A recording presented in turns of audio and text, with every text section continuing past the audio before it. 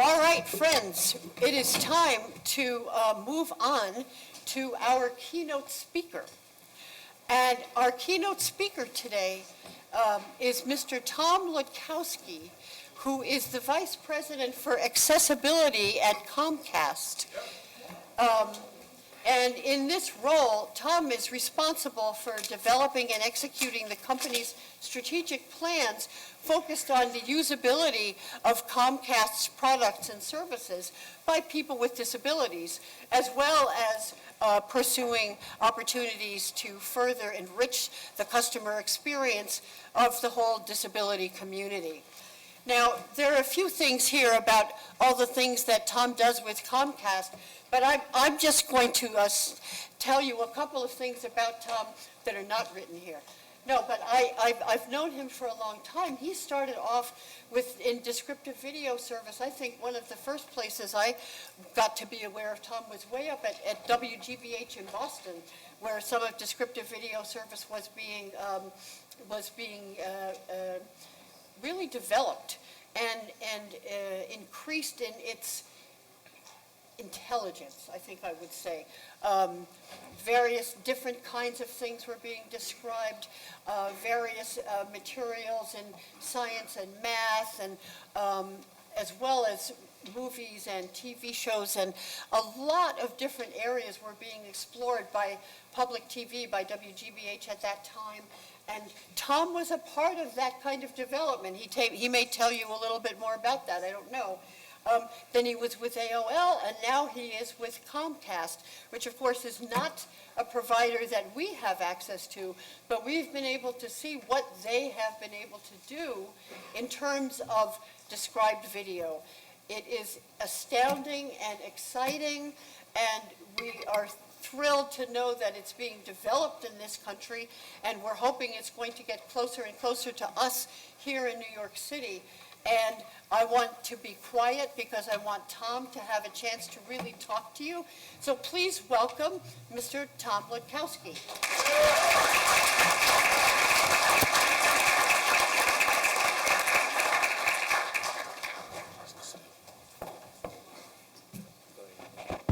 Well, thank you, Karen.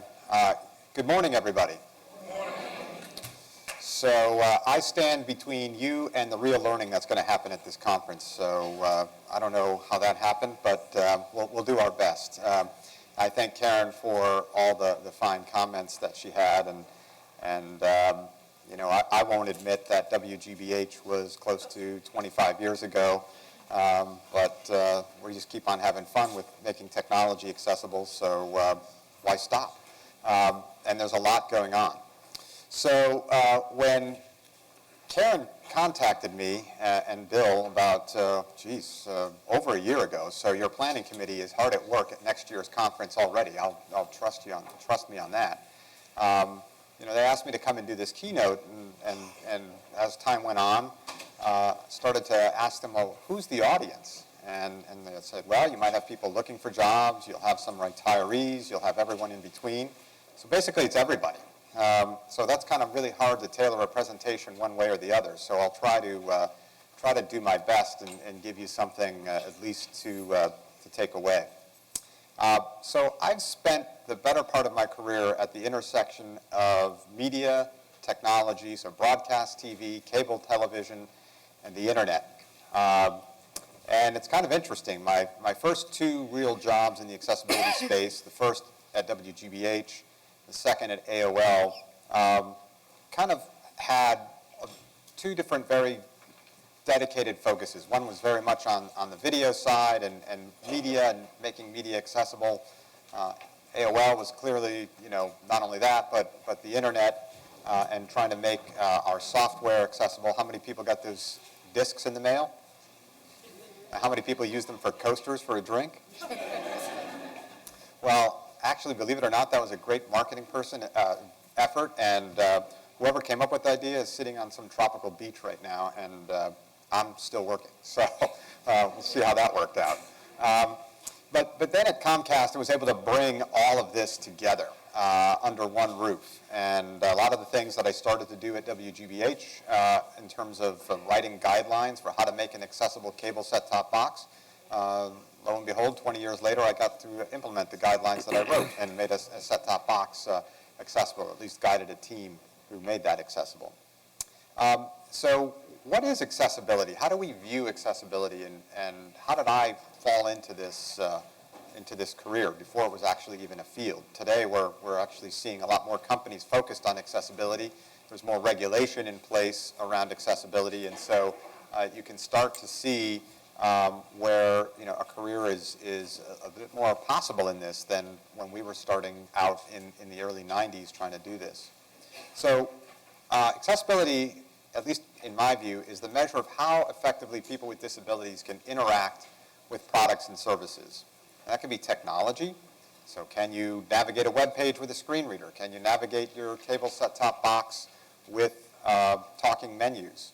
Can you navigate New York City, walking through the streets? Can you get into a physical space? So how effectively, the measure of how effectively people with disabilities can interact with products and services around them. So now how did I kind of fall into this? It's kind of like the old hair club for men. I'm not only the president, I'm also a client. And it is true I have no hair, so I could probably work for both if I had to. But I'd like to think it was, the accessibility that created the stress in making this technology accessible that caused the hair loss, but somehow I don't think that's the case. When I came out of Boston College in 1989, I was thinking I was going to be, the next, radio or voiceover artist. So I had a major in communications and worked for a radio reading service in Connecticut as their director of network operations for a while. We ran a 200-plus largely volunteer-run organization, and it was a 24/7 station, and we got to play with a lot of different technology, met a lot of people in the Connecticut Hartford broadcast industry and such. And so that was a really good place to kind of cut my teeth in that. Through some of those connections, ended up for a brief period doing production and newsroom producer at a news talk station in Hartford. But all the while, moving from a city like Boston to Connecticut, which is a great state, but from a public transportation perspective, just didn't have what I was used to and what I grew up with in college. And so always kind of wanted to make my way back to Boston. No offense against New York, but happened to be a big Red Sox fan, big Patriots fan. Don't know how that would go over here. But in any event, wanted to get back up there. And so when I did try to poke around and look for an opportunity, I was thinking about radio and what I could do and how I could break in. And so I ended up at WGBH, which was the public television station in Boston, still is, and one of the largest producers of primetime programming for PBS. They also had a radio station there. And as I was talking to the folks about what I might be able to do on the radio side, they said, have you ever heard of this thing called descriptive video service? And I had heard of it, but hadn't really followed it all that much. And they said, well, you should go talk to someone over there, the director at the time, Lori Everett, and maybe there's a fit there, and because there was really only kind of part-time work where the radio side was, and I like to eat, so wanted to find a full-time gig. So I went over and met with Lori, and as fate would have it, she ended up being an alumnus of Boston College, as I was, and a 30-minute conversation ended up turning into an hour conversation. And she was telling me about all these different federal grants that Descriptive Video Service had, to Karen's point, to figure out how to describe programming for kids versus adults, how to describe educational media versus entertainment programming. And so was able to really dig into that a little bit and found that to be intriguing. How do you describe a fruit bat?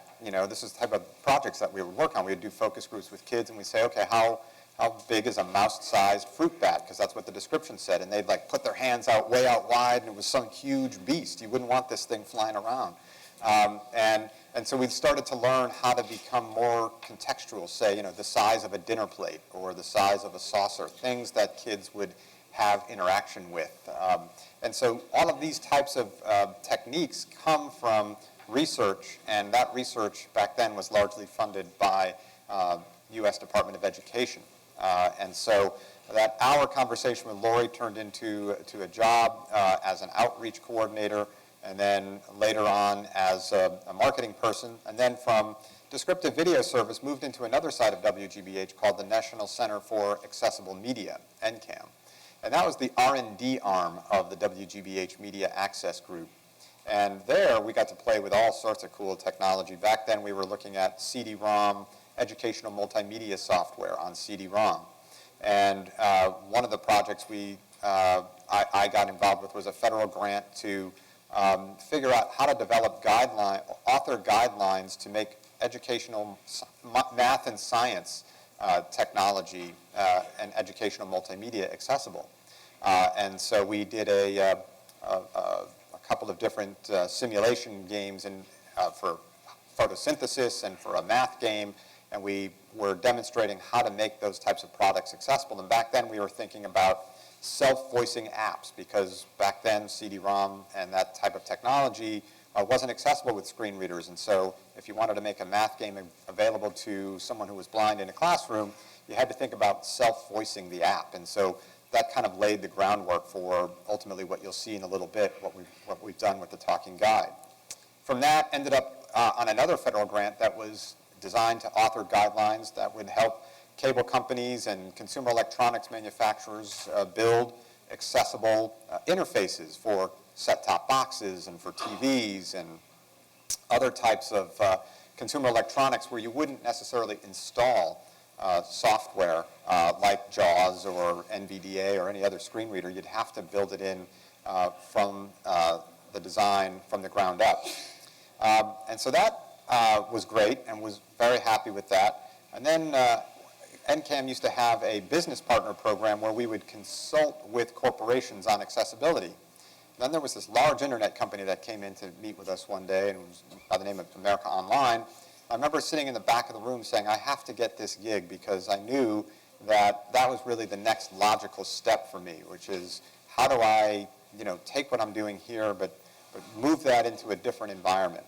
And thankfully, AOL decided to partner with WGBH, and my boss put me on as manager of that project. And that introduced a lot of interesting ideas where we were taking a totally inaccessible software package and trying to retrofit it for accessibility. We all know that when you retrofit accessibility, you certainly don't end up anywhere near as far along as you do as if you consider it from the ground up. But I have to say that the folks at AOL really were game to work with us on this, and I think ultimately we ended up doing as well as we could and made a lot of progress and did a lot of interesting things with instant messaging and other products that really opened up accessibility, not just for the blind, but people who are deaf or hard of hearing and other individuals.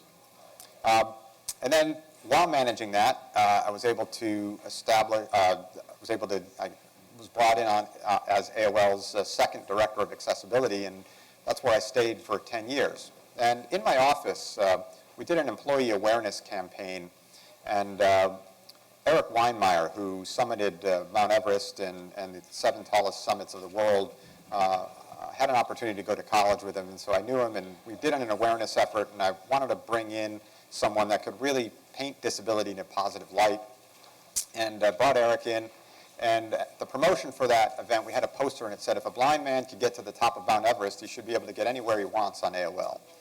And you can translate that, if a blind man can get to the top of Mount Everest, he should be able to get anywhere he wants, or woman, he or she should be able to get anywhere they want on Comcast, on Spectrum, on your mobile phone or wherever. Just apply that anywhere. And so kind of use that as our rallying cry for employees, to product designers and engineers and others, to really get behind this accessibility effort and do what they could in their day jobs to move this forward. So after 10 years at AOL, I ended up working through my network, and somebody said, hey, Comcast is looking to create an accessibility group. and thought that would be an intriguing opportunity to work for an industry that in many ways hadn't really focused on accessibility the way that many of us in the blind community and others in the disability community would have liked. And so here was an opportunity to work for a great company, the largest cable company in the U.S., to start up an accessibility group and really figure out what that meant. And a lot of that came out of what we know today as the Communications and Video Accessibility Act, or the 21st Century Communications and Video Accessibility Act, where there were certain mandates that the FCC was empowered to implement that get us some of this access. So, the ability to have a talking guide on your set-top box, the ability to have accessible what we call advanced communication services, products like email and text messaging. All of those things now are mandated to have accessibility built into them. And certainly Comcast was, wanting to know how to deal with that aspect of the legislation, but they really viewed accessibility as an engine of innovation, a component of innovation. How do we move beyond compliance to really lead in this area and innovate? And by the way, if we make something more accessible to an individual with a disability, we actually make a better product for everybody else. And so I couldn't pass that opportunity up. And in June of 2012, I became Vice President of Accessibility at Comcast. So Karen, are we on track? Is this what you were looking for, or is everybody asleep? Or We're on track. We're on track, okay. Would you tell me if I wasn't? That's the question. And so now at Comcast, I run a team, and we're responsible for driving accessibility across all of our products and services. And so what does that mean? It means our websites. We look at our mobile applications, and my team defines the requirements and the best practices. We facilitate connections to outside vendors that can help us with quality assurance testing and training for developers. And we think about value-add features that we can add, things like the talking guide, or how can we make it easier to access video description or closed captioning through your remote control, those types of things. And that's my team then works across the company, advising product groups, defining requirements, and ultimately driving adoption of new value-add features for accessibility, or essentially ensuring that our mobile apps and our websites are accessible. The cool thing about Comcast is that we happen to own this large television network, NBC Universal. And so that not only allows us to look at things from the distribution side, on the cable side, how do we deliver services like video description, but also how do we influence and drive more accessible content. I'm not one to just kind of stay in my swim lane, so to speak. I always have to find trouble somewhere. And so in talking with a few folks that kind of bridge the two companies together, the cable side and NBC, we said, well, what could we do? How could we differentiate ourselves? And I said, well, how about doing live description of live musicals? No one has ever done a live primetime broadcast in the U.S. with live description. Typically, description is pre-recorded in the post-production process, and it's on a series. And I kind of threw that idea out there, not knowing that a week later I'd be on a call with 30 NBC executives pitching the idea, and they bought in. And so the producer of the show said, "Great, let's go do it. Help us do it." And so we were able to debut the first live primetime entertainment broadcast with description in December of 2015 with The Wiz Live. Anybody see that with description? Great, great. And then we followed that up in 2016 by describing 15 primetime broadcasts of the Rio Olympics. Did anybody see that? Great. And then we ended the year last year by describing Hairspray Live. And so really kind of digging into that live video description. So my piece of that is to really connect the dots, maybe float the idea, and hopefully that we can, have that idea catch fire, and then we can, really help the teams execute and deliver on that.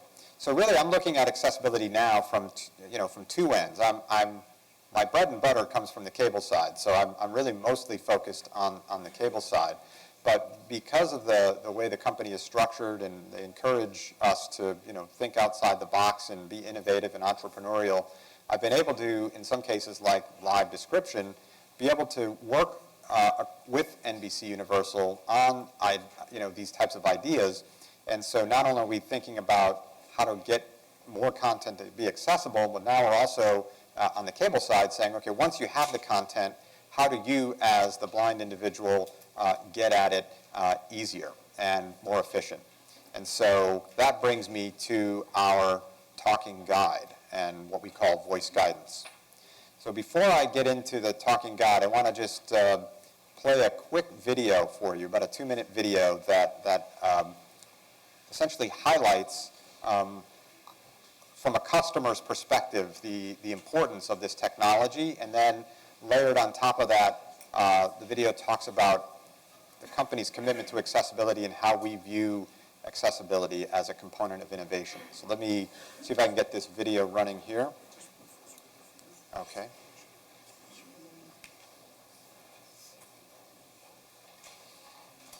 File. Add view. Let me turn off voiceover here. VoiceOver off. I just started. A 13-year-old boy plays chess with his dad. He touches the pieces on the board. Kristen Smedley. When the boys were diagnosed, we didn't just want to be surviving blindness, we wanted them to be thriving just like any other child. And it wasn't until we started meeting successful blind people that we were able to pick ourselves up, understand the tools they needed, and then the sky was the limit for their potential and their dreams. The boys hit balls at a driving range. So we have always sought out blind role models. We got to know folks like Tom at Comcast that were changing what it means to be blind. Tom Wlodkowski, Vice President of Accessibility. So I was the youngest of 4 brothers, and we grew up in a suburb of Hartford, Connecticut, Southington, Connecticut. And my childhood, I think, was a pretty cool childhood. And the blindness was just a secondary thing. It was more of an inconvenience than something that everybody made a big deal about. If designed correctly, technology can be a huge leveler of the playing field. And along the way, we figured out that if you make a product more accessible, you actually make a better product for everyone else. So the role of the accessibility team at Comcast is to open up our products to all individuals, including people with disabilities. We want to have accessibility not even be viewed as accessibility. It's just part of our technology. It's just how it works. In our experience in our life raising the boys, it's about inclusion. We've said inclusion since they were born. They're included in schools and sports and everything, but them in our own home, before they weren't able to be included in something as simple as the TV life. And now they can explore every channel like the rest of us. Jurassic World. A movie summary appears on the TV. Jurassic World, 126 minutes. Rated PG-13. Closed captions available. SAP available. We want to empower people through technology. We want to use accessibility to innovate. If we can make a product better for someone with a disability, imagine what that product now becomes for a customer without a disability. The family watches TV together. We've accomplished a lot, but we're just now scratching the surface, and there's lots of innovation ahead. A peacock logo appears. Comcast. NBC Universal Xfinity. Special thanks to Mitchell, Michael, and the Smedley family. There you go.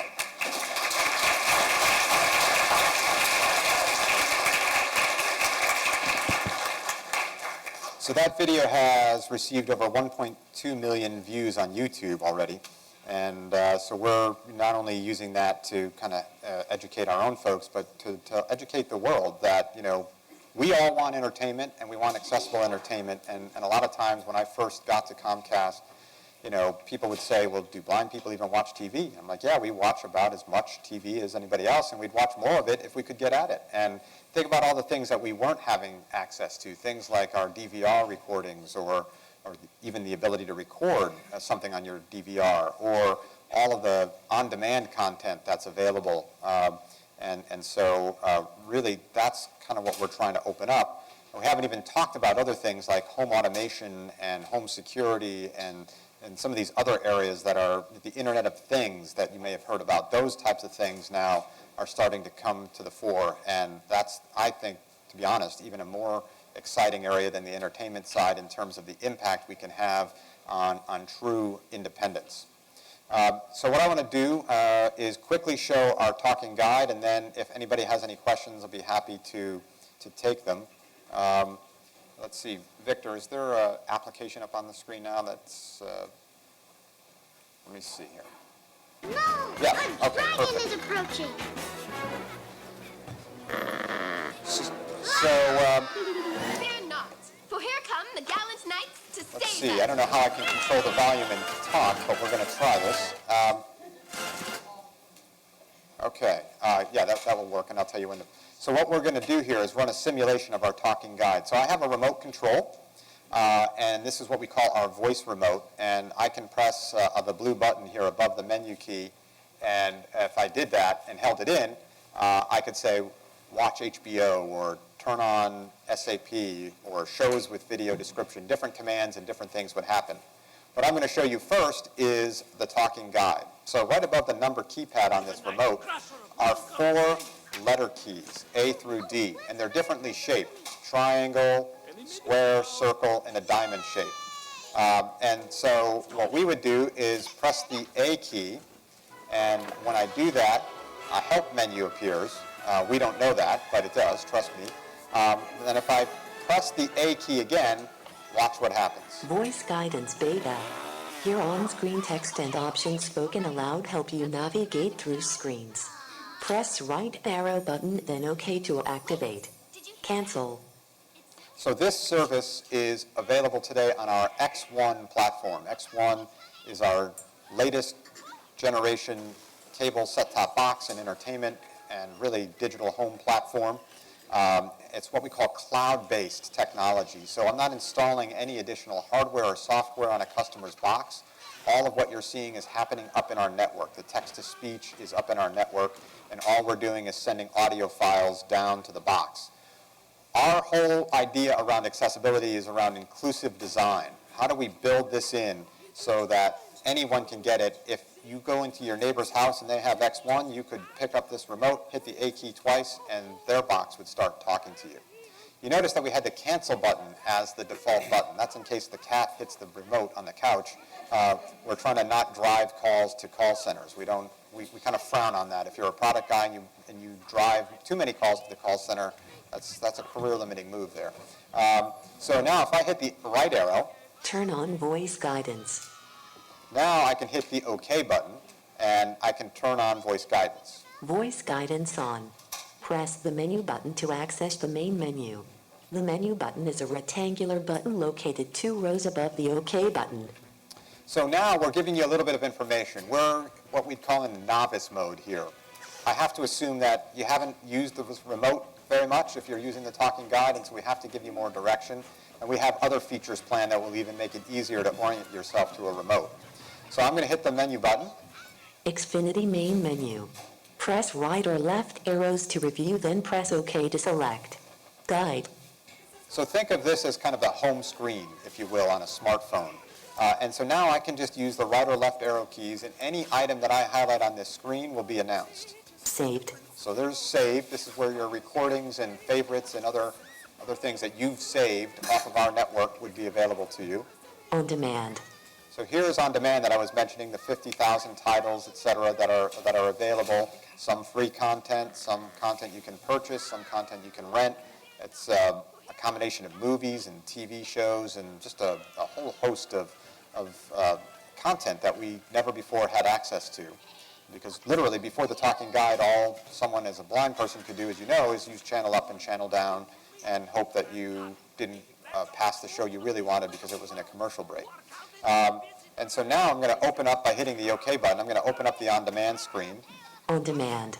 Press right or left arrow to review, then press OK to select TV. So now it's telling me how to navigate this menu, and now I'm navigating TV. I'm going to move over to movies. Movies. And I'm going to hit enter on movies. Movies. Featured movies. Jurassic World. So you can tell when we put this demo together back when Jurassic World was out, so dating ourselves a little bit here. And now if I wanted to go drill in deeper, I could. I'm going to go out to the main menu. Jurassic Oh, World. I'm going to Rent get information HD first. $4.99. Buy HD $20.99, 126 minutes. Rated PG-13. High definition available, 3D available. Closed captions available. SAP available. Rotten Tomatoes critics rating 71%. Audience rating 79%, 2015. Two young brothers visit All right, now I'm going to go to the menu button, get out of that. Xfinity main menu. On demand. So you can see that we give you a lot of information you want to know before you make a purchase. You might want to know what the Rotten Tomatoes rating is, or the audience critics rating, or, certainly if you're a parent, you want to know what the rating is before you sit your kid down in front of the show, and even for yourself. So all of that is valuable information that we didn't have access to. So now I'm going to go to the guide. Saved. And I'm going to open up the guide. This is our TV listings. Guide. Now remember, this is a canned demo, so what you're going to see is a simulation of what it would sound like if you were literally at home at 8 o'clock on a Tuesday night. Now playing. The Voice, 45 minutes remaining. NBC Channel 10. So that, of course, is in Philadelphia. It's NBC4 here. And then we can move on from that. Help. And I now Press hit up the or A key down if I wanted arrow to turn off review voice categories. guidance. I can hit Press the A right or key left again. arrow. Voice guidance. On-screen text and options will no longer be spoken aloud. And I can hit enter to Turn turn off it off. voice guidance. So this is an idea of inclusive design where you can build this in just like what we have in smartphones today. I pick up the remote off the coffee table, I turn it on, I leave the room, my wife is sighted, she doesn't necessarily need the talking guide, she can easily turn it off, and the family can coexist peacefully. Now I thought that once I had the talking guide, that I would maybe get to pick the movie night on Friday that we watch. Let me tell you, the wife still rules the remote, okay? Now, she doesn't like when I say that, but she's not here, so no one's going to tell her. Did you say the wife still rolls? Well, I said the remote. I just, let's be careful. I only interrupted to tell you that we sort of have to wrap it up in the next couple minutes, so we have time for a couple questions. Great.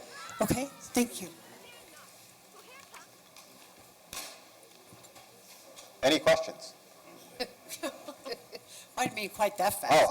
Okay. Well, but I think it's a good segue. So if there are questions, I'm happy to take questions about anything related to...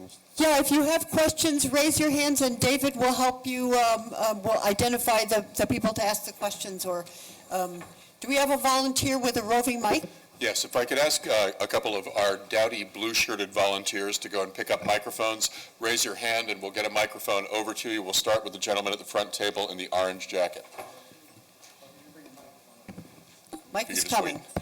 And I volunteered to do this for Tom despite the fact that he is a confessed Red Sox fan. Good morning, Phil McGowan here. Quick question. I live in Connecticut and currently have Cablevision as my provider, and struggling with them to provide an accessible user interface to the point where I had to go file an FCC complaint. What does the industry do amongst themselves to make sure there's some standard, or that doesn't exist right now? I was given an Amazon Fire TV with no instructions and a Motorola phone, which I'm an iPhone user, and after 8.5 hours, they couldn't teach me how to use it. And it's just been a nightmare, and I've heard a lot about you and Comcast. And does the industry, do you guys talk to each other and find out what's working, what's not, or? I'm a little confused about that. Sure, that's a great question. And it doesn't seem like it right now, but trust me, the industry is definitely moving in the right direction. I know several large cable companies now that have dedicated accessibility offices. And we're now talking about having a working group together so that we can share information back and forth on accessibility. So the neat thing about the cable industry, I guess in some ways, is that traditional cable companies, we don't compete against each other. We have our own individual footprint and markets carved out, and so it's not like,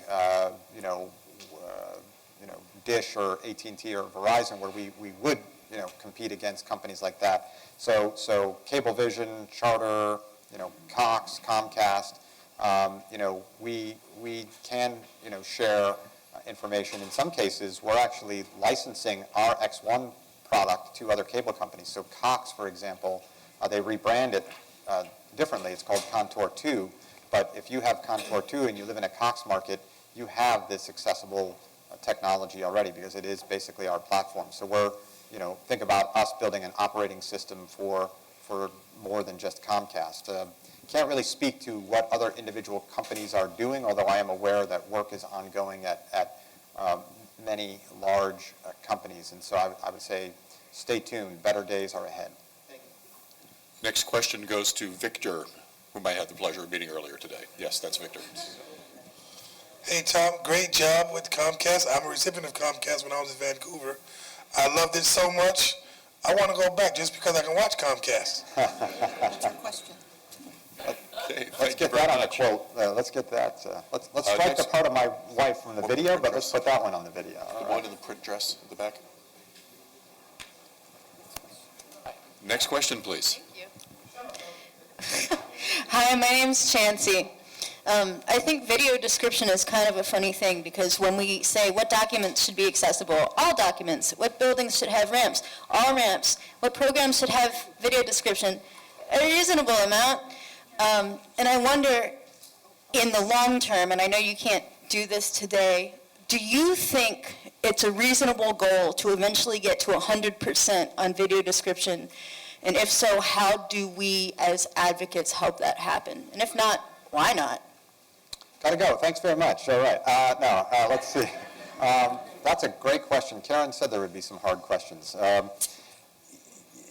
Wow. I think technology, several things need to, I think, happen. One, we need to find a better way of delivering video description to users. Right now, we're competing against, well, not competing, but we're sharing the same audio stream as Spanish broadcasts in many cases. And so that certainly presents some barriers. I think, as the technology moves towards more internet-based technology, I see some light at the end of the tunnel there. And so I think technology will improve, and so broadcasters and others won't be forced to make choices between whether they deliver Spanish or video description. The other piece is, the labor intensiveness of creating video description today. You have to write the content, then you have to have someone voice it. Some companies have the same person who's the describer, who's writing the script, voice the content as well.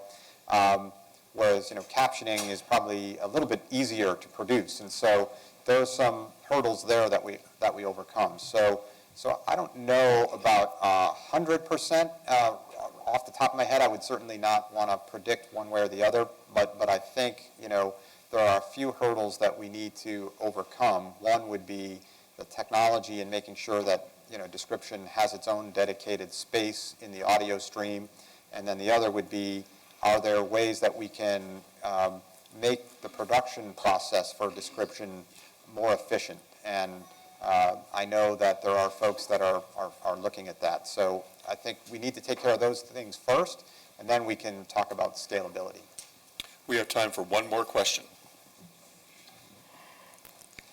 Good morning. My name is Mary. I'm trying to find out, can they do something with these TVs? If your TV goes down at home and there's no one to help you with it to get it back on track, that's a big problem. At times I have issues, and I've been asking Spectrum when will they come out with something that will help us to work our own individual TVs and cable boxes so that we don't have to ask people or wait until someone comes home?